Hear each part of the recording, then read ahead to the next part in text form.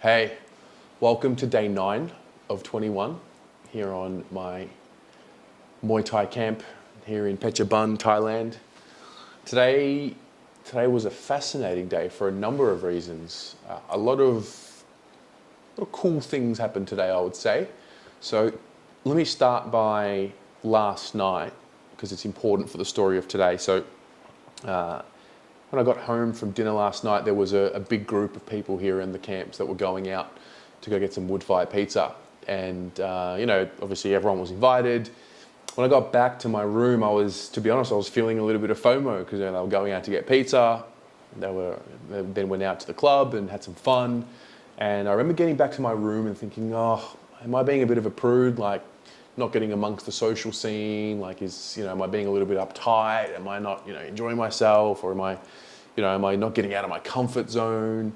And I kind of felt a little guilty for it and that I was being a little too uptight as I got back to my room and got to bed and felt, like I said, kind of bad about it. Then I woke up in the morning, had checked my phone. I saw that I had 8.5 hours sleep.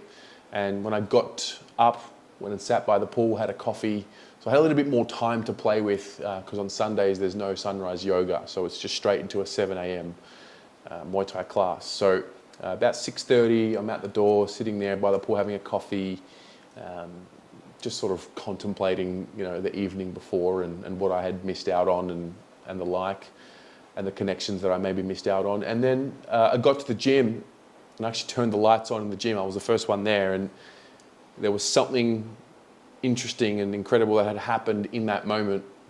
I know it's a very simple principle, but turn the lights on, first one there, and I felt good about it. I felt good that I had made the right choice for me. So this isn't about going and not going and who made the better choice. It was just more about what felt good for me. And then turns out there were only 7 people in the class. And once the class was over, I felt really good about it. I felt, and I was talking to my brother-in-law who really actually allowed me to make the realization, because I was feeling a little guilty. And it's like, well, it's something you probably would have done, given into the temptation and gone out and probably regretted it this morning. You would have missed the class, etc. And I think it was in that moment that I realized that was a little step forward that I will probably take with me along the journey so far. I'm someone who definitely, I think we all do, when you have those social gatherings, you don't want to miss out on anything. And I think for me personally, this whole experience is really about getting me in the best / better, mental shape, physical shape, spiritual shape of my life. It's about getting back on track. I felt like before I got here, I definitely was in the worst shape of my life. So there was a feeling, and it was like a delayed gratification that I wasn't able to see last night. Like, I felt like it wasn't the right move to go out last night. I couldn't explain why, and I felt rude about it. But then I think this morning really just opened my eyes and just gave me that reaffirmation that, like, you do what you need to do for yourself. You don't need to, have any external validation, or you didn't miss out on any connections because you didn't go last night. Things like that. And I don't know, it just felt good to get that session in, knowing that I had a big day ahead of me. So I took the excursion today. So every Sunday they do an excursion out to go see the monk. And I was pretty excited for this. You basically drive for an hour, and there was a big group of us today. Usually there's maybe 4 or 5 or 6 people. There was about, I think 15 or 16. It was a big group. And basically you travel out to go see the monk, and he basically talks to you, with you, the group that is, about life and about the principles of Buddhism. And it was really interesting. I gained a lot of perspective from it. It got me thinking a little bit. It got me contemplating a lot of things. And we were talking about religion, but in the context of, he was asking a few people, like, did you grow up religious, and do you believe in religion and whatnot. And I think for me personally, I'm not a religious person. I was, baptized Greek Orthodox. I think somewhere along the line over the last year or so, I turned from saying I don't believe in God to I do believe in God. I believe in some form of higher power, whether that's the universe, whether you call it God. I think it's God, the way I see it. But I'm not religious per se. I don't follow a religion per se. And he was talking about Buddhism and how he became a monk, and fascinating story. Married, 3 kids. His father passed away, and then his family decided it would be best for him to become a monk. All boys in Thailand have to do some sort of period of time as a monk or training as a monk. So he ended up committing his life to it. He's been a monk for 17 years. And it was just really interesting. Buddhism, I've worked for people in the past when I was living in Israel and working for a startup there in Tel Aviv. I was working for a guy who was a practicing Buddhist, and I was aware of the principles of Buddhism. It's not necessarily about believing in, Buddhism as like the religion. It's more about, it's a values-based religion, principles of life. I think, when I think about some of the takeaways that I took from what he was talking about today, a lot of it was focused around, karma, what you put out into the world, you do get back. Accepting what is to be as is, and ultimately what you can't control, you need to move on from. You need to be able to accept. These are not new principles. There are a couple of reaffirmations there that I was really happy with because of things that I think I've done in my life, which kind of aligned with what he was talking about. And one of the things was, take pleasure in helping others succeed. And if you're watching this and you're not aware of the channel and what we do here, then it might not make sense to you. But I really do feel like through this channel, something has been created which has helped other people build things for themselves, and it's something I'm really proud of with this channel. It's more than just me. It's a platform for Carlton content creators to come and build their own experience in the content creation game, and that's something I definitely have intentionally done with this channel. And it was just good to hear the monk talk about that principle of helping other people. And it's not necessarily about the content creators on this channel. There's people have come through the system here, we'll call it. Maybe they've been writing articles for the website or whatever the case may be, and they've built a portfolio which has then led to employment in a space that they're passionate about, things like that. And I take a lot of joy in that. I used to think it was a selfish thing, but I guess it's not. It's part of being selfless. I think being selfless is important, and it's important to practice it where you can. So I took a lot of pride and joy in hearing him talk about that. Big one was, you shouldn't be jealous of another man or another human. It's really important. If you are doing your best at what you do, you therefore have everything that you can possibly have because you're doing your best.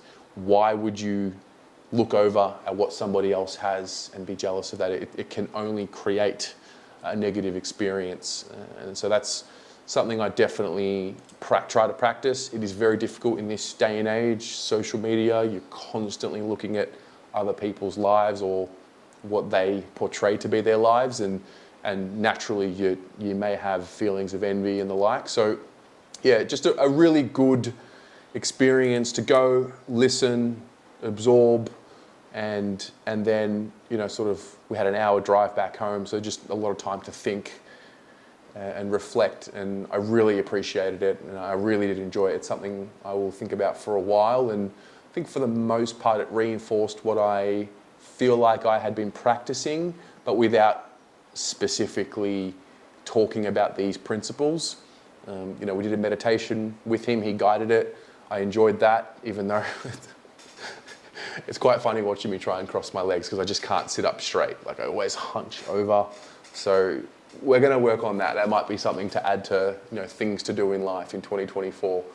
And he did reinforce the notion of meditating. I asked a question. He was talking about the afterlife and reincarnation, and life will come, and birth happens, therefore death must happen, and life in his in the beliefs of Buddhists is life finds its way in other realms. And one thing I've always been fascinated with is the question: how do you know if you're dead? Like, is this the first life that we are living, and then after we die in this human body, we then are reincarnated in another vessel? And if so, do we know that we lived as a human being in such a time? And I asked him pretty early in the piece, and he was taken aback and he was laughing. And I think I asked the question a little early before the Q&A started, so that was quite funny. But what I got back from him as an answer was ultimately, if you meditate long enough, you will get your answer. So it was good. He gave me something to think about and ponder, and I can sit here and say I'm going to, add meditation into my life, but it doesn't mean much unless I do it. So it's definitely something I know will benefit me a lot. I work and live in a reality where I'm constantly distracted, notifications, phone vibrating in my pocket a lot, given I'm a content creator. So it's definitely something I'm going to figure out how to add into my life. I also have, a lot of alone time. I don't go to a workplace as such with a lot of people like I used to. I have content creator friends on the platform who I talk to on the phone, but we're not in the same space. So, he was talking about, when you are alone, this monk lived in the mountains for, I think it was a year and a bit, alone. When you are alone, he was meditating the whole time. He's like, so when you are alone, you have time to tap into yourself. And it's kind of made me realize I've been distracting myself a lot when it comes to that alone time. Like, I love my alone time, but when I really think about it, when I am alone and push comes to shove and those feelings and thoughts and emotions start bubbling up, I like to cover them up. I have my vices, whether it's food, whether I'm smoking, whatever it is, whether I'm drinking, whatever it is, I have my things that almost, cover up and distract me from really embracing and feeling it. So it's given me something to think about moving forward, definitely, and I'm grateful for that. Came home at about 3:30, so I didn't do the ab attack or the Muay Thai afternoon session. Sitting in the car for an hour driving after a Muay Thai session in the morning, like my back's pretty sore, so I'll take it easy. Tomorrow, back at it. I will train, got a massage, I'll do the restorative yoga, back onto it tomorrow. I think no matter what, I want to commit to having at least one session per day. I'm expecting to be recovering a bit better if I put in the time into it. I didn't do any time of recovery today. I guess we were sitting around with the monk, but not very good on the back the way it was. So I will take some time out this afternoon, this evening, watch the Australian Open final and get around that and kind of go from there. So that's been a really eventful day 9 and given me a lot to think about, which I think will carry me forward for the next couple of weeks and hopefully for a long time moving forward. That's that. See you tomorrow.